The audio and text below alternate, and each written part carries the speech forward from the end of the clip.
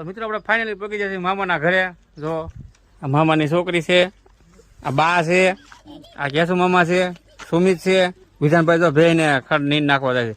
Madam ભાઈ બે ગઈ છે. તો અમારા મામાનો બંગલો છે. જો આ ચારે બાજુ આ વાડી છે. જો મામાને એની જામેલા ટેણીયા ઝીણા ઝીણા ઉભા જો આવી ભાઈજો ભાઈજો ભાઈજો ઉભો રહે તો ભાઈજો. તો ચાલો મિત્રો આપણે જઈશું ધારવાળા હનુમાન દાદા એ. સુમિત ત્યાં જવું છે ને? ધારવાળા હનુમાન દાદા ગેલમાં. તો ચાલો મિત્રો તમને ધારવાળા હનુમાન દાદાનું દર્શન કરાવશું અને આગળ એક ગેલમાનું મંદિર છે ત્યાં પણ જઈશું. તો ચાલો આપણે જઈએ અહીંયા. તો મિત્રો આપણે આવી ગયા છીએ ધારવાળા હનુમાનજી મહારાજે દર્શન કરવા. તો તમે પણ દર્શન કરી લો હનુમાન દાદાના. જો કોમેન્ટમાં જય શ્રી રામ લખી નાખજો. એમાં તો પણ દર્શન કરી લીધા ને સુમિત? તમે બે હે? તો જગ્યા બહુ મસ્ત છે. તો આ ગેટ છે.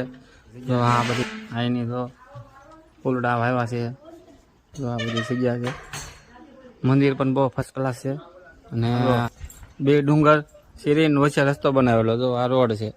જો આ બાજુ છે પણ આ રોડ જાય લીલોવલા, આ રોડ જાય બાબરા. આપણે મામાની વાડી છે હા મેં ત્યાંથી આપણે આવ્યા બરોબર. હા એ ભલે આપણે હરકું કરી નાખ્યું. તમે પણ હનુમાન દાદાના દર્શન કરી લીધા હોય તો કમેન્ટમાં જય શ્રી રામ લખો ન ભૂલતા. જય હનુમાન દાદા ધારવાળા હનુમાન દાદા લખી નાખ્યો. જય શ્રી રામ, જય શ્રી રામ.